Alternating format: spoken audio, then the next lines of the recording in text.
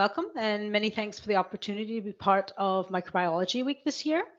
I'm Allison Groseth and I head the Laboratory for Arenavirus Biology at the Friedrich Loeffler Institute in Germany.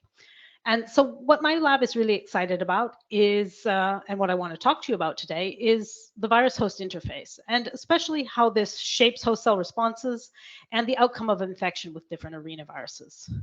So for those of you who might not be familiar with this virus group, they're really quite a unique family of viruses with a bisegmented single-stranded RNA genome that makes use of an ambisense coding strategy to produce just 4 viral proteins. They have a nucleoprotein, NP, which interacts with the RNA in order to form ribonucleoprotein complexes. And these then serve as a template for transcription and replication by the viral polymerase, L. They also contain a dedicated matrix protein Z that facilitates virus budding and a sole surface glycoprotein GP that's embedded in the envelope and mediates receptor binding and entry. In addition to these core functions, there's also a number of interactions that have been described with host cells. And in particular, this is the case for NP and Z, and we're going to talk about some of those interactions and their implications as we go along. But despite sort of this fascinating molecular biology, at the end of the day, why we're really interested in these viruses is primarily because of their association with severe human disease. And so by far the best known of the arenaviruses is Lassa virus, which is a huge public health problem in West Africa. But actually, we do most of our work on the lesser known New World arenaviruses, which are a group of related viruses that are found in discrete endemic areas within South America where they cause what's collectively known as South American hemorrhagic fever. And historically, the most significant of these viruses is Junin virus, which causes disease in agricultural regions surrounding Buenos Aires in Argentina. And unlike Lassa virus, which really has quite a unique immunoevasive pathophysiology, infection with these New World arenaviruses is much more typical for what's known for other hemorrhagic fevers. In particular, infection is almost always symptomatic. It's much more frequently associated with severe disease, including hemorrhagic fever and what's much less appreciated, also neurological symptoms. And it has a very high case fatality rate of about 15 to 30%. Also importantly, severe disease appears to be associated with cytokine storm. And again, mechanistically, that looks a lot more like the paradigm that's been described for other viral hemorrhagic fevers. But of course, it's very important to note that, in fact, not all arenaviruses are highly pathogenic, but rather these hemorrhagic fever-causing viruses like Junin are often very closely related to viruses that have little or no pathogenicity in humans. And you can see this sort of in the little phylogenetic tree shown in the right corner, where you can see Takaribe virus, which is an apathogenic virus that we frequently use in our lab. And it's closely related to both Junin virus and another hemorrhagic fever virus from Bolivia called Machupo. Unfortunately, at the moment, we know almost nothing about why these marked differences exist between such closely related viruses. But this is posing a growing challenge in terms of risk assessment in light of all the virus discovery efforts that are now taking place and all the new viruses and also arenaviruses that are being discovered year for year. And at the same time, we think that a better understanding of these virus-host interactions and the host responses to infection that are relevant for pathogenesis has the potential to really open up possibilities for novel therapeutic approaches. And of course, fortunately, the existence of these closely matched pairs of phenotypically very divergent but genetically closely related viruses gives us really a perfect tool to address these kinds of questions. So using this comparative approach, where we really got into this area was in trying to explain one of the major biological differences that we'd observed between Junin and Takaribe. And that is that Takaribe virus infection induces caspase activation and apoptotic cell death in infected cells, whereas the pathogenic Junin virus does not. And we were really curious about the potential biological implications of this difference. But we were really left without a way to look at this in any detail, since we had no idea how this process worked mechanistically, or why then things could be different between Takaribe virus and Junin virus, and at what stage these differences might come into play. So we decided that if we wanted to make progress here, we really needed to plunge into sort of the scary and complex world of apoptosis regulation to figure out what was going on at a mechanistic level. And so we first decided to tackle this for Takaribe virus, where we knew we were getting full-on induction of the apoptotic signaling cascade right down to the level of caspase regulation and cell death. And so apoptosis, as you can see, really takes place by two major mechanisms, by what are called the intrinsic and extrinsic pathways. And what we could already see based on the caspases that we saw being activated, and particularly the involvement of caspase 9, is that we obviously had intrinsic activation taking place. However, you can see that this didn't really help us too much, as the intrinsic apoptosis process is very complex and potentially involves a lot of factors. But basically, what's important is to realize that it comes down essentially to a competition between pro-apoptotic factors, and particularly the BH3-only proteins, which you can see shown boxed in red, which can be activated in response to a wide variety of cellular stresses through different mechanisms. And their anti-apoptotic relatives, which are shown boxed in green. And these two essentially battle it out for control over activation of the mitochondrial proteins back and backs. And if the sum total of these activation signals favors cell death, they become activated, and you get caspase activation and cell death processes that include things like DNA degradation, blebbing of apoptotic bodies, and what's very important for later on in my talk, exposure of the lipid phosphatidylserine on the surface of cells, where it acts as an eat-me signal for professional antigen presenting cells like macrophages to allow clearance of these apoptotic debris.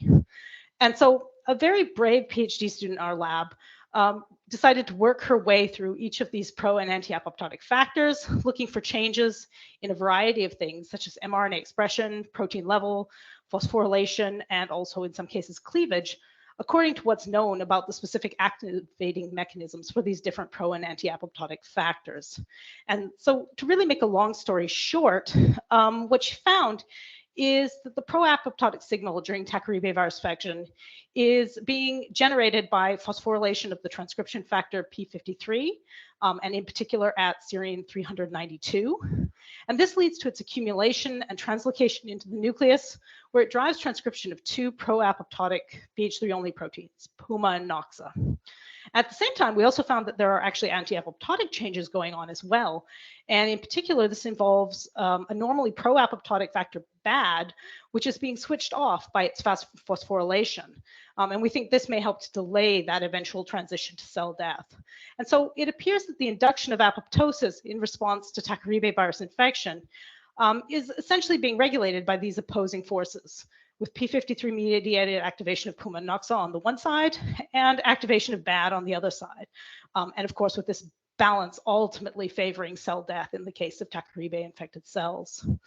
And so at this point, we really thought, great, now we know what the specific factors are that are regulating cell death in response to Takaribe infection. So we can knock them out and see what apoptosis is really doing in the context of a virus infection. And surprisingly, the answer is not much. As you can see, we can use CRISPR-Cas to knock out these different factors, and they have the expected impact, increasing or decreasing caspase activation and cell death, respectively. But this basically has no impact on virus replication at all. So on the one hand, we were, of course, at first pretty disappointed, but this forced us to think in a little bit more of a nuanced way about other aspects and potential consequences of the whole apoptotic process. And we think this has been leading us in some quite exciting directions that I would like to share with you. So on the one hand, what we found is that caspase activation during induction of apoptosis seems to have an impact on the level of phosphatidylserine that's exposed on the surface of viral particles when they're produced as progeny variants from these cells. And while this doesn't make a big difference in cell types like viros, where it makes a really big difference is in the infection of macrophages, which are very important primary target cells for these viruses, and which are naturally and highly enriched in PS receptors as part of their role in clearing apoptotic debris. And so we think this may be particularly important for supporting virus infection, and particularly with apathogenic viruses like Takaribe that can't use the human versions of the primary receptor, which is a factor called transferrin receptor 1. And this allows them to still efficiently affect human cells, even though they can't use that primary receptor over these alternative receptors, such as PS receptor. So at the same time we were following this up, we actually also started looking further upstream in the process. to really look what was initiating these pro and anti-apoptotic events that we were seeing. And what is known is that there are a number of stress-activated protein kinases that are canonically associated with the activation of p53 that's driving that whole expression of Puma and Noxa. And in particular, involved in this process are factors called JNK and p38. And in particular, p38 is associated with exactly the phosphorylation that we were seeing on p53 in the context of other apoptotic stimuli. And so we were excited to see that indeed, when we looked at these factors, we can see activation of both of these kinases, JNK and p38, as well as their other downstream targets, which some of the known ones include another kinase called MK2, other transcription factors like c-Jun. And this is all being induced in response to Takaribe virus infection. But while this, of course, explains how p53 gets activated during Takaribe virus infection, it still doesn't explain why this process is being induced at all. And that's something that we're currently trying to get a grasp on and gain some insights into using MS-based interactomics approaches. So what we've known for a long time is that the induction of apoptosis requires virus replication. In response to Takaribe. And more recently, we've shown that we can mimic this by expression of the matrix protein Z alone. And based on our MS data, what we now think might be driving the initiation of this whole apoptotic signaling cascade is actually the interaction of Z with an even further upstream kinase called ASP1-2 that is usually associated with the induction of apoptosis in response to reactive oxygen stress. And so this is something that we're actually now still in the process of confirming using biochemical methods, but we think that this might actually explain the mechanism by which virus replication is actually inducing this whole cascade. And we think this is actually going to prove quite important in the context of infection, because what we've observed is that while arenavirus replication really doesn't seem to be impacted directly by caspase activation or cell death itself, it really seems to care about the activation of these upstream kinases. And as you can see here, for Takaribe, when you add inhibitors of either JNK, p38, or even that p38 downstream factor c-Jun, you get a dramatic effect on virus replication. And this is the case regardless of whether you add them at the time of initial infection or even allow the infection to become established for 2 days before you start inhibiting those inhibitors. So they seem to be very important in directly supporting the virus infection. And so now the real challenge for us is to try and understand what those stress-activated protein kinases are doing in the context of the virus life cycle. And there's really a number of possibilities that we have to consider. In particular, a lot of these kinases have links to the regulation of cytokine production as well as cell cycle regulation, which itself involves a whole other range of host protein kinases. We also have to consider that in some contexts, PS receptor engagement itself not only affects uptake of material, but also cytokine regulation. And this is a big part of its biological function, actually, in ensuring immunologically silent clearance of apoptotic debris. On the other hand, we also have to consider that the activation of these host cell kinases may directly impact on virus relevant processes, and in particular, thinking about viral protein phosphorylation. And indeed, we've determined that at least 2 of the viral proteins are extensively phosphorylated.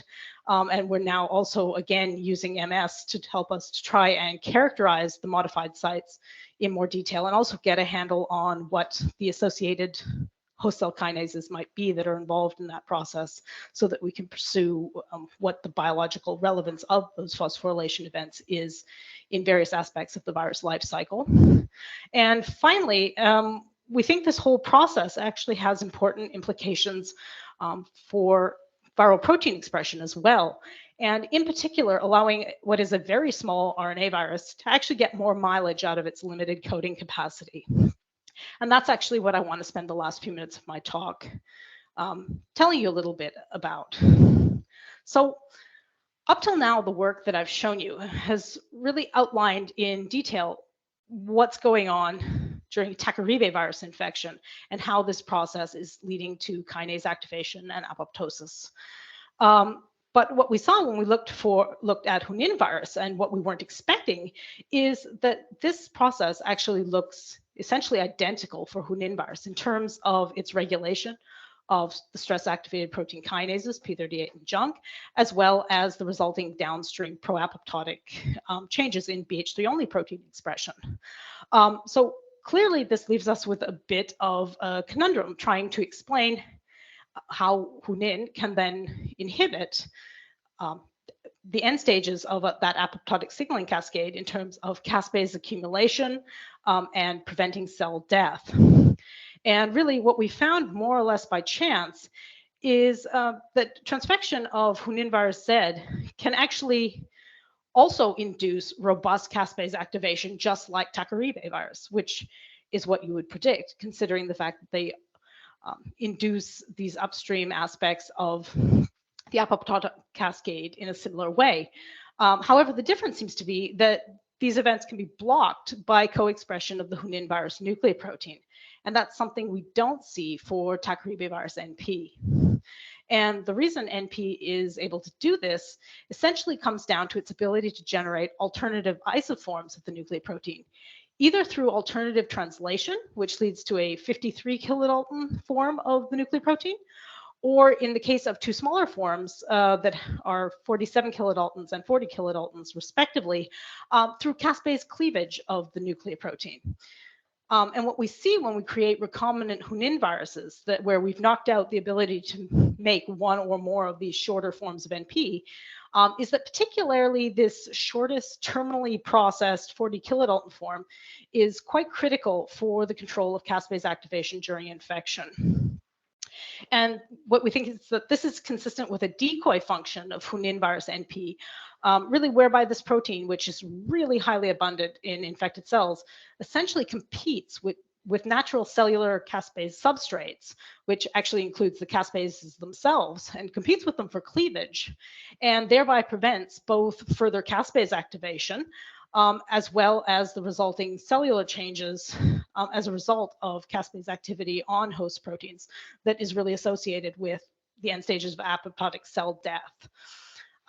However, we think it's not just about preventing cell death, which you'll remember we determined doesn't actually seem to directly impact virus infection, but we also think the generation of these isoforms through caspase cleavage is actually serving as a really clever way by which the virus is exploiting this apoptosis induction to generate new protein functionality.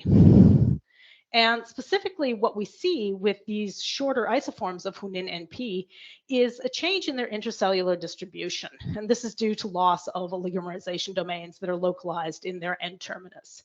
And as a result, they're no longer able to associate and form inclusion bodies, which are these sort of punctate structures in the perinuclear space, which are actually sites of viral RNA synthesis. But rather, these alternative NP isoforms are diffusely localized in the cytoplasm, or in the case of the smallest isoform, NP, the 40 kilodalton form, also seems to be able to enter the nucleus. And really, these changes in localization open up all kinds of possibilities for additional virus-host interactions. And where we think this might be particularly important is for the control of innate immune responses that are being activated in response to double-stranded RNA. And in particular, they're thinking about the generation of defective viral genomes that can be produced as byproducts of viral RNA synthesis, and which serve as potent agonists for cytosolic RNA sensors.